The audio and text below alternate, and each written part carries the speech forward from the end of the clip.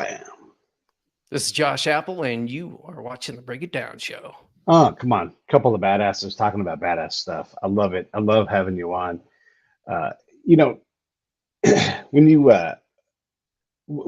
get into the world of special operations and you look around at the quality of people, you think, I'm never going to work with people this great again. But I have to imagine that in the world of like being an emergency room physician, it's got to be similar, where it's like just look, not everybody's going to be at the highest level all the time.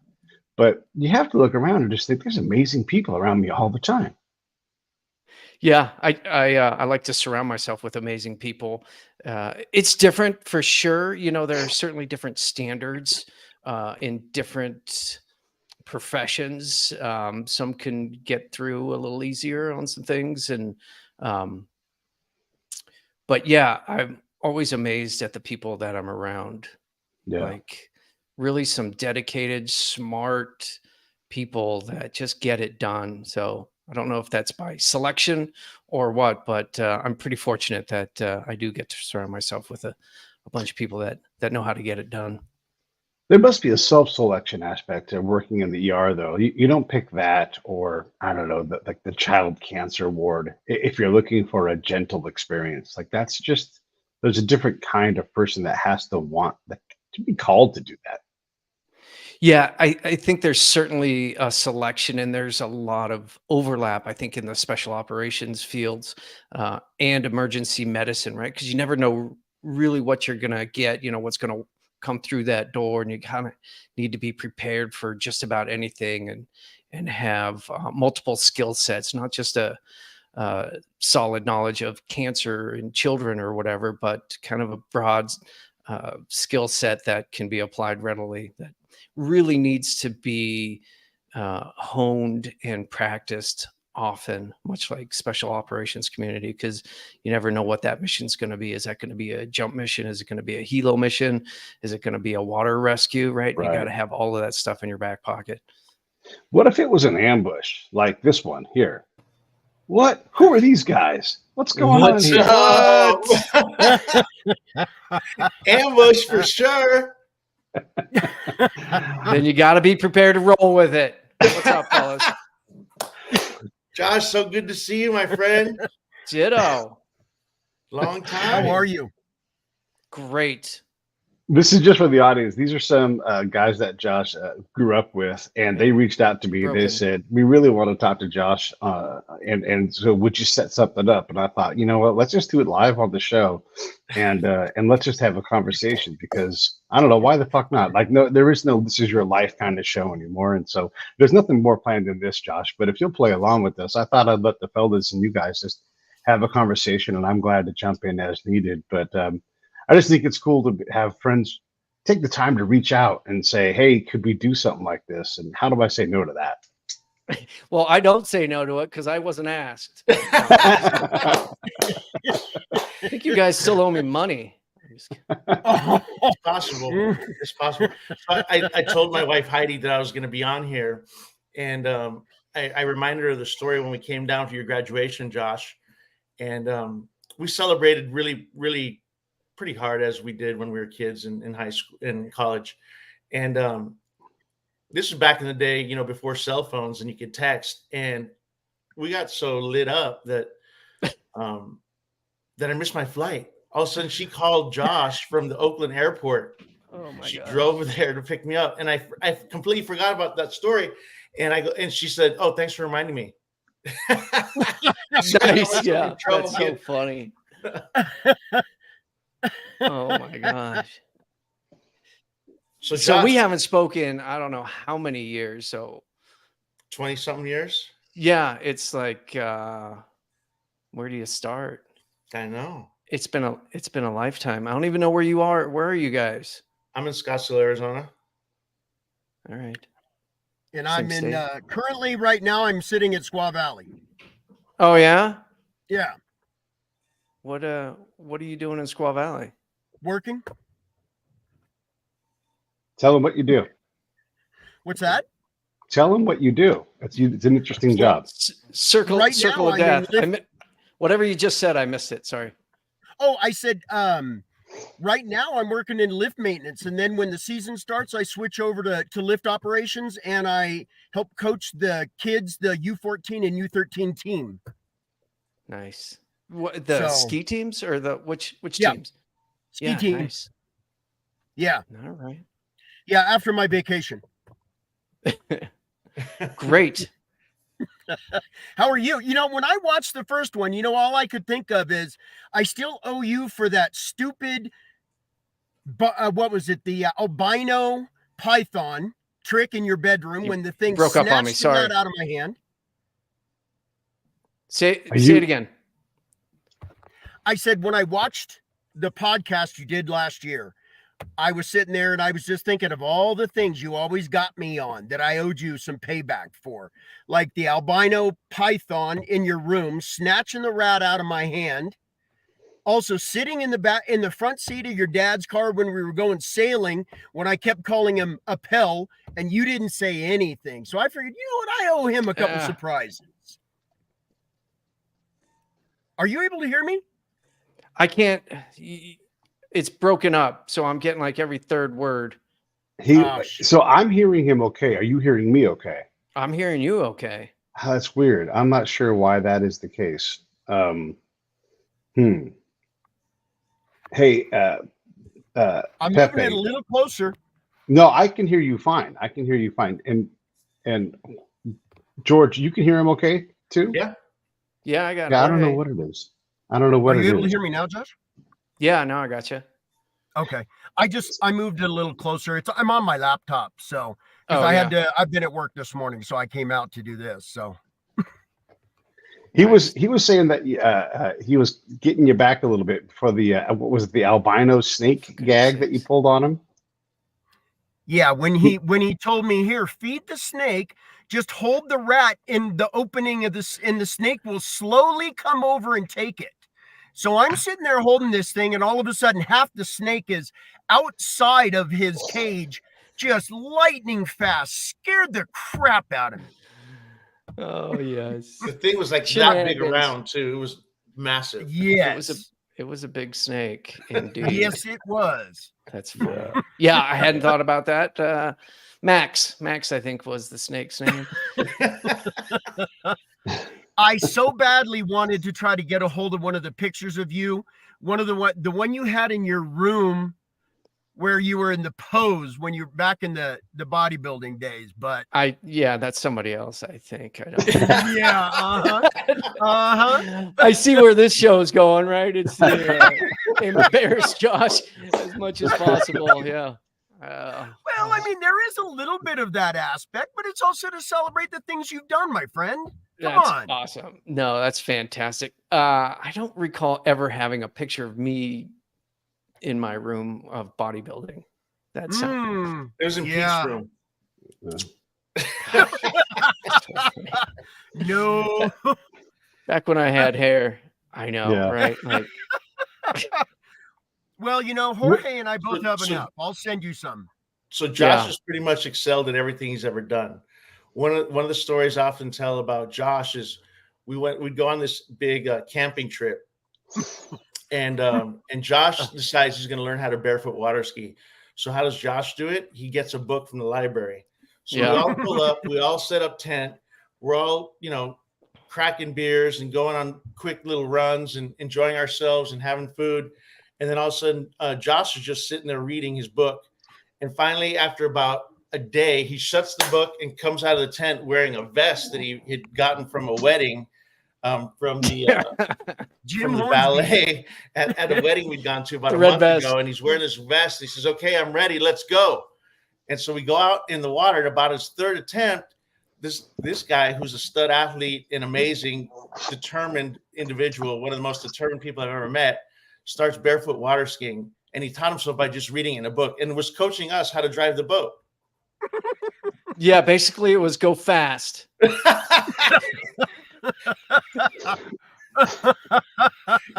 for you, it was hang on. Oh my God. Yeah, and for me, it was hang on and pucker, because I don't know how much water I got up my butt that day, but it was a lot.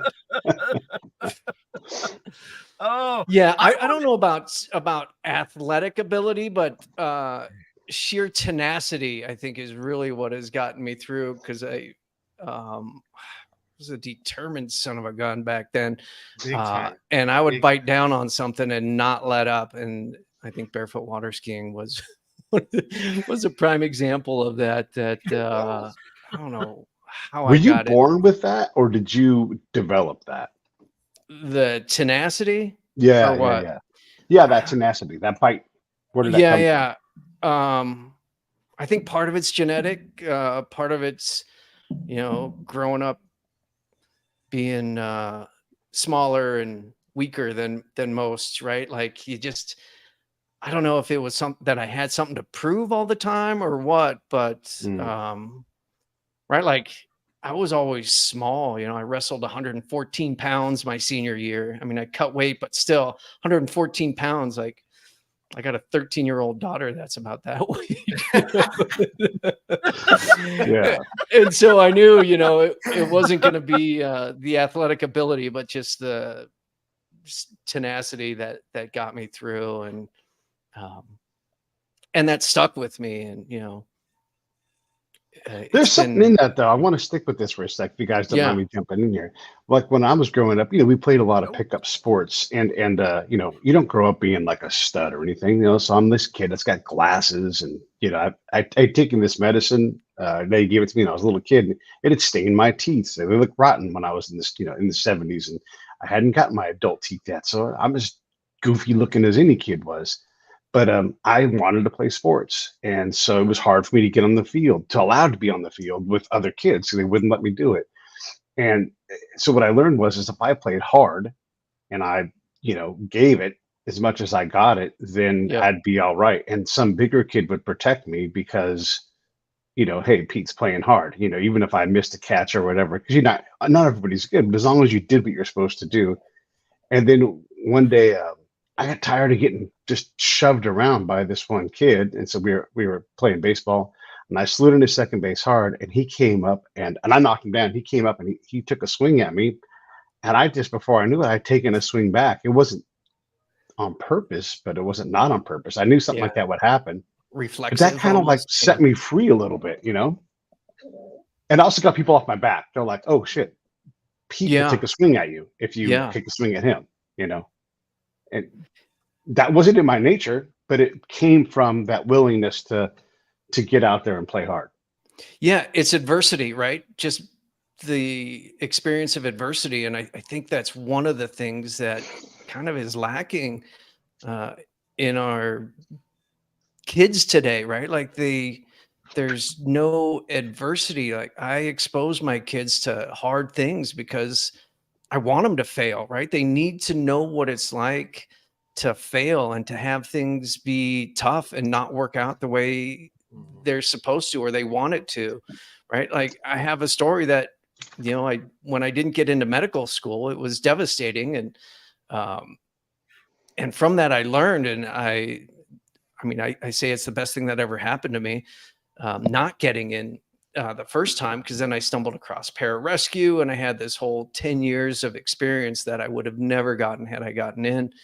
But from that adversity, right, is picking yourself up and driving on. And really that, like, my girls are probably sick of hearing it, but like anytime something bad happens, I'm like, good, right? What are you going to learn from that? Yeah. Like my daughter. Best example I can think of about that, Josh, is probably your story of bobbing apples. Of what? The bobbing apples when you were in PJ selection or what? Yep. Yeah. Right. That and with the fractured leg. Yeah. I did end up running a 6-mile eval on a broken leg, but it was the last event to get through PJ selection, and it really wasn't anything other than laziness because I didn't want to have to do the whole selection over again. So I put my crutches down. I was like, all right, well, I'm going to run until it snaps. And luckily it didn't snap and set me back a while, but I didn't have to go through the whole thing again. Like literally it was the last day of selection. I wasn't gonna have to do that again. That doesn't make sense in the common world. I knew you were going to say that because you do reach a point where you're like, all I have to do is this 25-mile, ruck march. Yeah. My feet are all ripped raw and everything else, but like I've already, you get a level of pain. You're like, I can take this, and if it gets worse, then we'll assess that later. And so, sure, my ankle is broke, but here we go. Yeah, right. I remember the doctor telling me, he's like, no, you need to be off this for 4 to 6 weeks. I'm like, all right, I'll be off it next week. I have an eval on there. Run. Like, after my 6-mile run, I'll rest all I can. Just got to knock this out real quick. What do you guys think about that? When you hear Josh talk about that, does that sound foreign to you guys at all? No, not surprised. No. I don't even know. Josh, did you ever even dive before you went out for the ASU team? Like in high school? Yeah. I dove in high school, and then at DVC, I dove for a bit. That's right. And that is a great example of mediocrity, of like just average. Like, I was a decent diver, but like middle of the pack, like at Pac 10s, I think I was exactly middle. So, but then you went from that to diving on fire, correct? Yeah, that was a summer job. I don't know if I've ever talked about this on a podcast, but yeah, I was a professional high diver for a German amusement park for a summer. That was my summer vacation. I went off to Germany after my eligibility at ASU was up. I was approached by a guy that put on diving shows across the world, and he asked me if I'd be interested in doing a dive show, mostly clown diving. And I was like, yeah, clearly you've been watching me dive if you want me to do clown dives. But then I got there, and there was a guy, he was the fire diver. And so he would like literally light himself on fire and dive into the little tank. And then there was the high diver, the 90-foot high dive off the little platform into this like 10-foot tank of water. And I thought, that is insane. I was like, there's no way I could ever do that. And then after like the third day, I was like, I wonder if I could do that. And then by the second week I was doing it. But it was, and I use that metaphor a lot in life, because like I looked at this high, right? This is a 90-foot ladder on suspension wires with this like 1 foot by 1 foot platform that you stand on and you dive off of. And I thought, there's no way I could ever do that.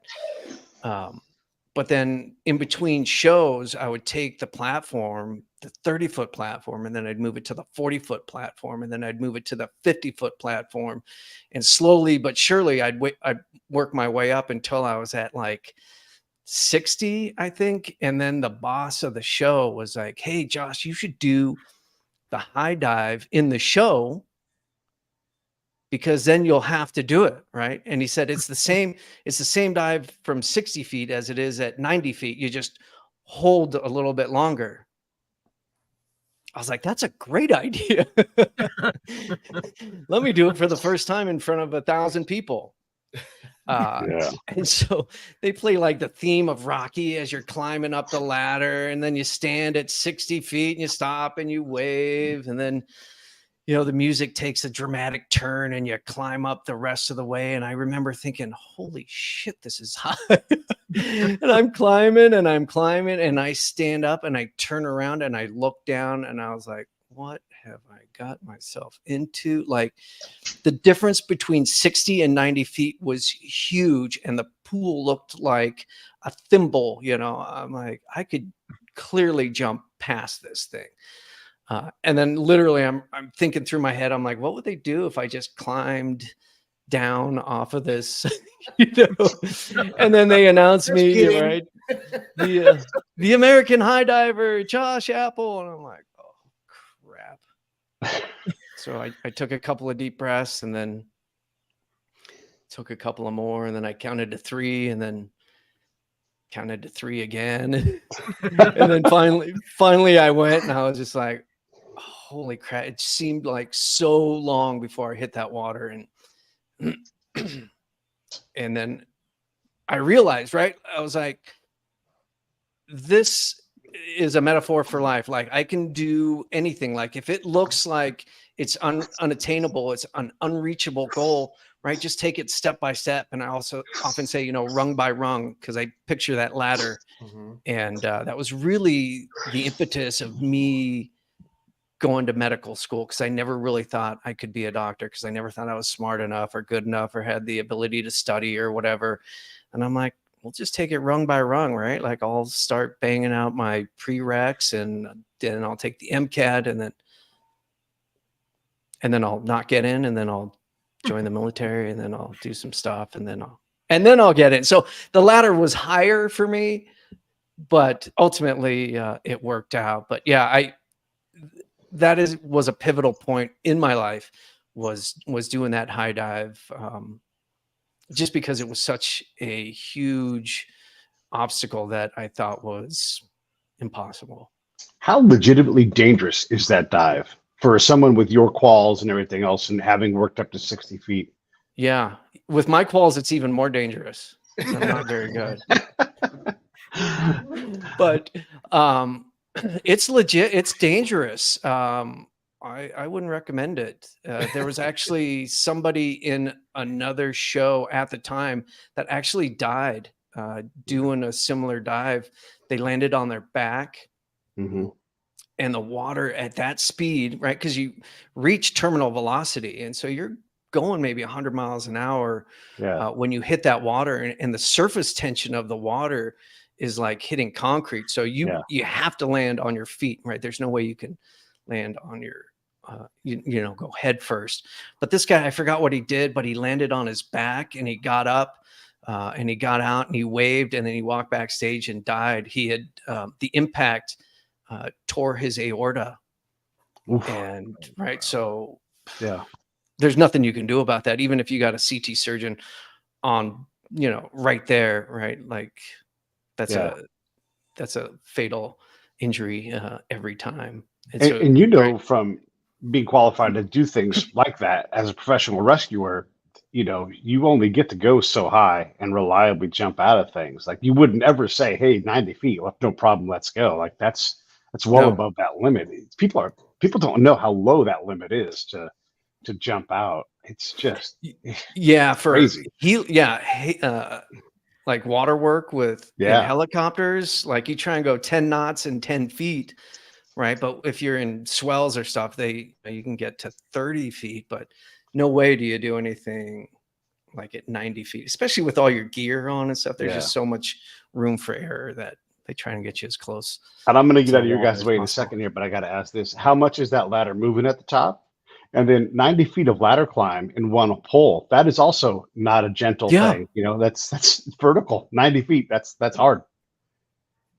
Yeah. And then, just standing up there, with the wind, it's got suspension lines that are holding this thing, but really it's just a ladder going straight up.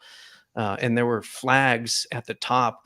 And so when I would raise up my arms, right, the flags would like hit my hands, and it was nerve-wracking. The top of the ladder, like the last 5 feet of it, was not suspension wired in, and so you'd hold it, and it would like wiggle and like kind of freak you out. Yeah, as soon as I got up there, I was like, I got to get off of this thing. It's terrifying. My palms are sweating. I remember the video, but I don't remember seeing any of the waving. I think the video, you must have edited it to where it was just like they lit you on fire, you put your arms up, and then you went. Yeah. I don't remember if I waved. We had a special wave where you had to like, hi everybody, and you had to go all the way across, make sure you wave to everybody. That's great. And what I had told Pete too is that I'm sure a lot of the guys that you know now and you've spent the last few years with, they may have not seen the prankster side of you and the comedian side of you. They have, And they have for sure. Well, and I told him, I said, I remembered the one thing that stood out in my mind when you came back for the reunion in 2005 is that you were a lot different, a lot quieter. And it was a pretty obvious, and I respect that because what you probably saw now, my experience the last 7 of the last 9 years was a little bit different, but it was definitely, you see a lot of things you don't want to see. Yeah, that was a weird time for me. Like, when was that? Like 2005. Yeah, when in 2005 was that? I think it was July, Hush. Yeah, it was a weird time for me for sure. But yeah, I have since recovered, and yeah, it was a quiet time for me, which is hard because I'm not usually quiet. But yeah, most people know my mastery of smartassery. I'm still a bit of a prankster, and it gets it. Apparently, I've learned to channel it a little bit. It certainly got me in trouble going through PJ school and brought me some extra attention that I probably didn't need. But oh wow, my gosh, yeah. When I first met my father-in-law, he asked, "Did you get beat up a lot when you were a kid? Because you're a smart ass." I was like, probably not as much as I deserved, because I could talk my way out of most things. Like, Yeah. oh, yeah. I've got a few pranks that I've pulled that have been pretty epic over the years. And now you have children, and nothing, don't take this the wrong way, but having a daughter and a son and now a granddaughter, boy, the girls, that's a good payback for you. I've got 3 girls. I know, right? Somebody. But then I think about the high dives and the PJ stuff, and I'm thinking that maybe it was gene selective that I only got girls, because trying to promote the gene pool, because a son, if I had a son, I don't know. My girls are tough, right? And they're pretty badass. They've certainly learned to hang with dad. I'm no longer the fastest in the family. They're running faster than I am. I've got a 13-year-old and 2 11-year-olds. Mm. And this year the twins started beating me in the mile and the 100 and everything. And I was like, okay, everything. Yeah. Right. In the run. Yeah. And I think I'm still faster than swimming. And I definitely can still tap them out in jujitsu. So when that day comes, when they start tapping me out, then I say it's coming, and it will be one of the proudest and most humbling days of my lives. What years did you go to DVC? 86, 87. All right. Me too. I would 87. 87 I was there. And did you guys up above me, did you guys go to DVC as well?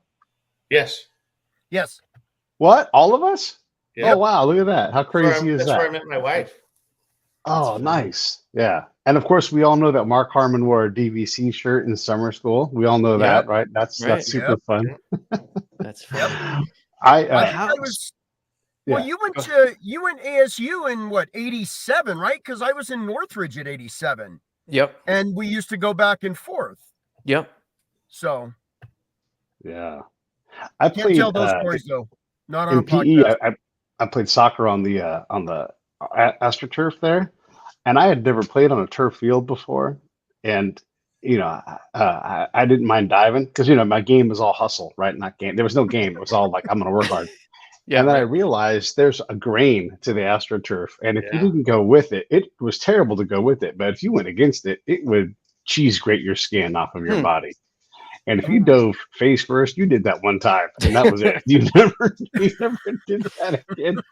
Self-critiquing, yeah.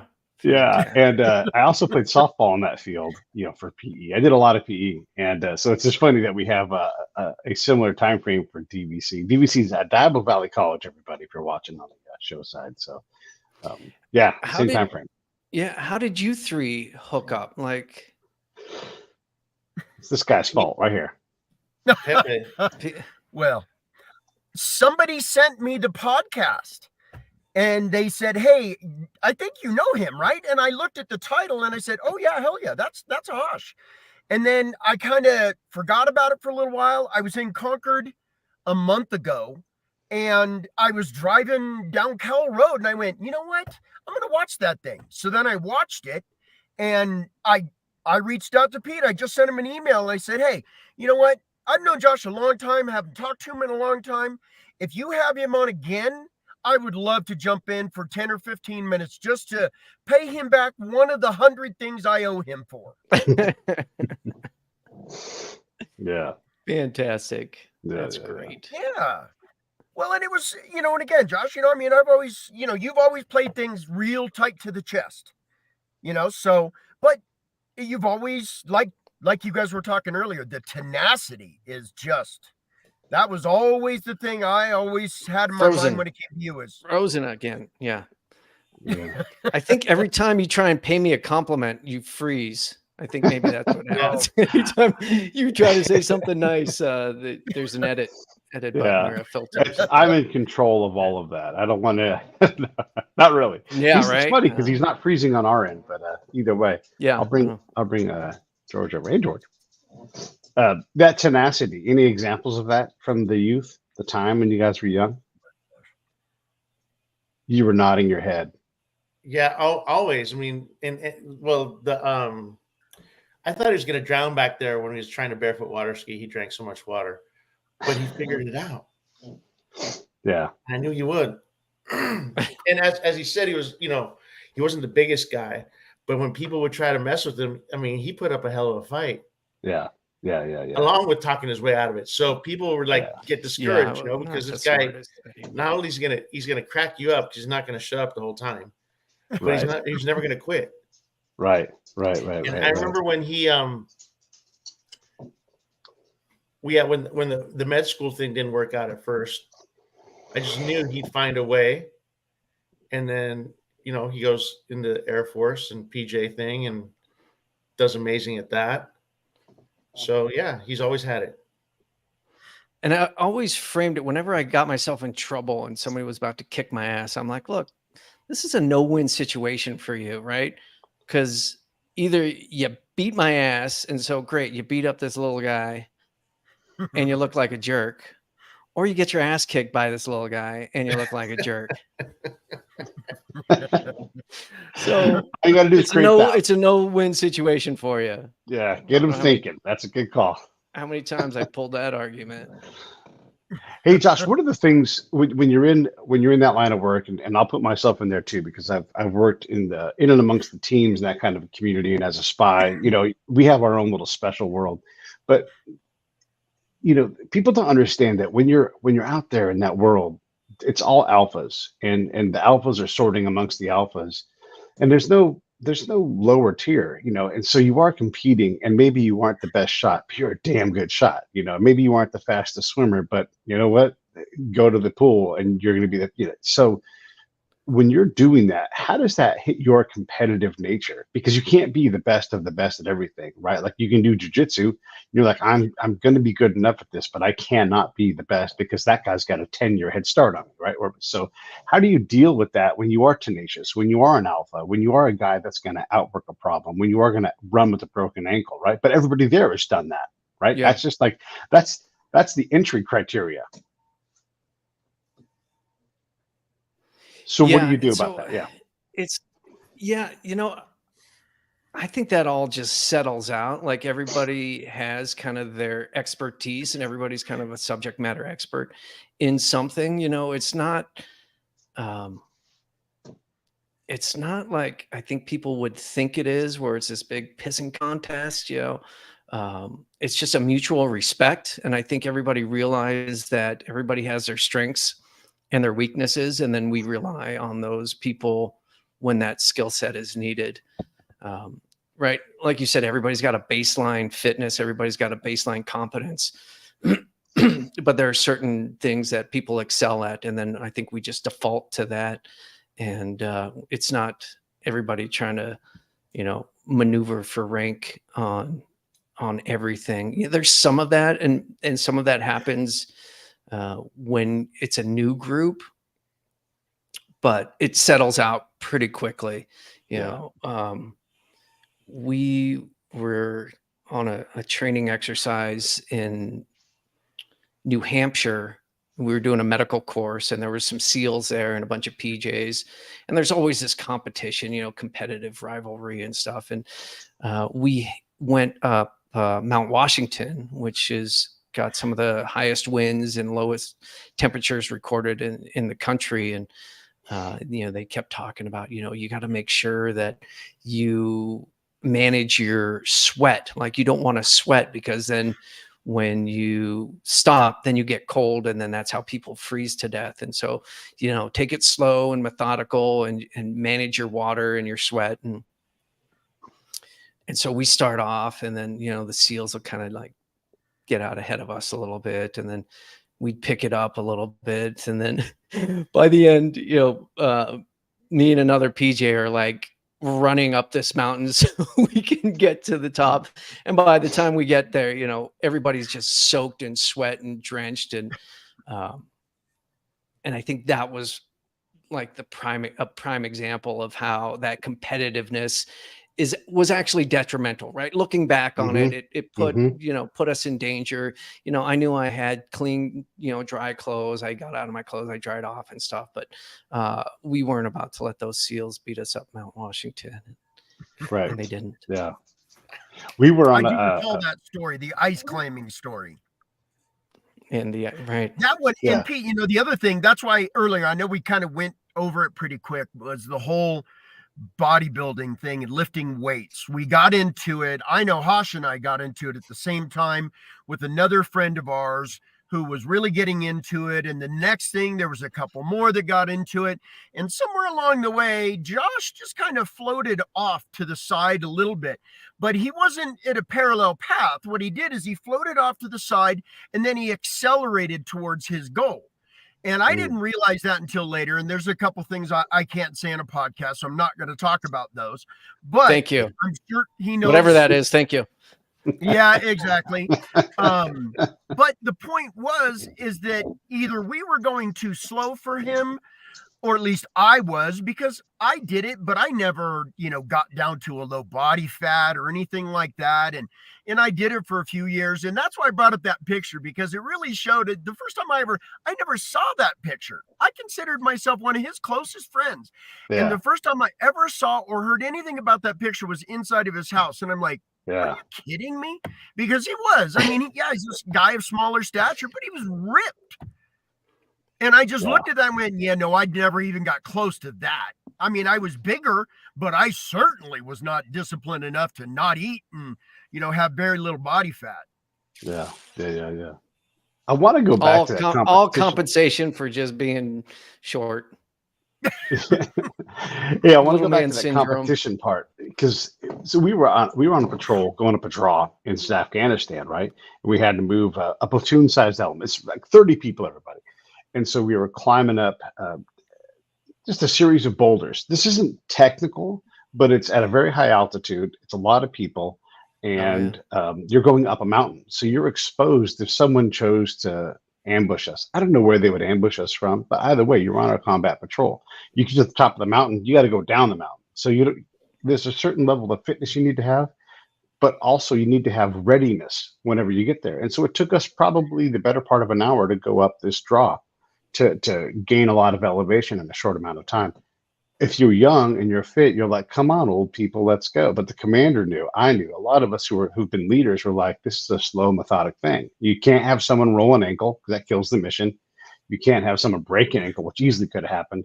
but also if something does happen and you don't know where the ambush is going to be, you can't all be in oxygen debt. So you're like, hang on, don't fight us yet, because right. it's just like we're 12,000 feet up, right? And so that understanding, when to be slow, when to be deliberate, and when it's not a competition. Like there's no prize for being first. There's no ego in this. This is about a mission, and getting up this hill had to happen no matter what. So let's make sure we still had another. That was the beginning of our mission. We still had another 7 hours to go that day, and we were at our heaviest. We had all of our water, we had all of our food, and so that whole thing you're talking about, and understanding that it's not time to be the fittest and strongest, it's time to be smart. Man, that is a tough lesson when you're young to learn that. Yeah. So I'm glad you pointed that out. Right. I'm always amazed, I'm a fan of history, and I like reading about historic battles, and like when Washington crossed the Delaware, like those guys, before they even engaged in the enemy, went all night through the snow, through the water, right? Some of them didn't have shoes on, right? Like you'd be done by the time you got anywhere, but then they fought, right? Like any of those battles where they just had to move over such long distances. I'm like, I don't know if we have it anymore. It concerns me that we've lost some mettle in our generations, and I don't like the World War II guys were just badass. Like, yeah, I've done some things, you've done some things, but I don't think any of it really compares to the stuff that, they went through. It's humbling for sure. As soon as you start thinking you're cool, let's just read back to what a generation or two has done, and it really puts you in your place. Well, I'm very thankful for what both of you have done and how you've served our country. So thank you guys. My battery is flashing at me. Hosh, do you still have your old Hotmail address? Yeah. One bad apple. Yep. Yep. All right. If you're okay with that, I'm going to reach out to you. I'd love to talk to you offline. Yeah, that'd be great. You tell me all those stories you couldn't say on the podcast. Well, yeah. I think you remember a lot of them too. That's funny. All right, guys, my battery's about to die on me. Yeah, so I'm gonna run too. Thank you, Josh. Great to see you. I awesome. Can't wait to connect with you. Great seeing you guys and stuff. Your family and all that. Catch up. Yes, I would love to hear about for sure. Them. Awesome. I'm just yeah, they're way cool. They're way cooler than I am. So I'd love to talk about them. All right. All right, guys. Thanks, Pete. Bye. Thank you. Well, that was fun, Pete. Thanks for doing that. That was pretty cool. I have not seen those guys in at least 20 years. So it's funny that that they reached out and we have that connection. All right. I lost your audio for some reason.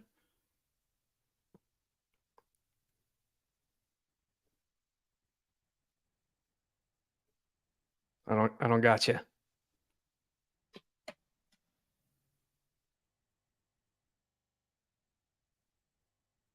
I'm not hearing you. Can you? I got nothing.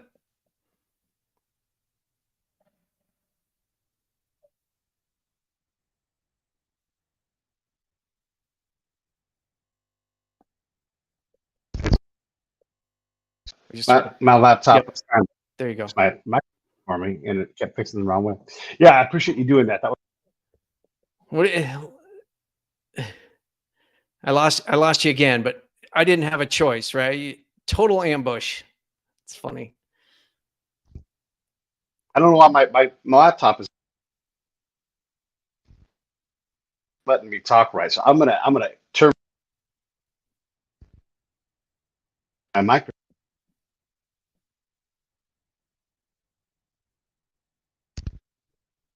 I'm gonna kill the show, but thanks for technology is failing us.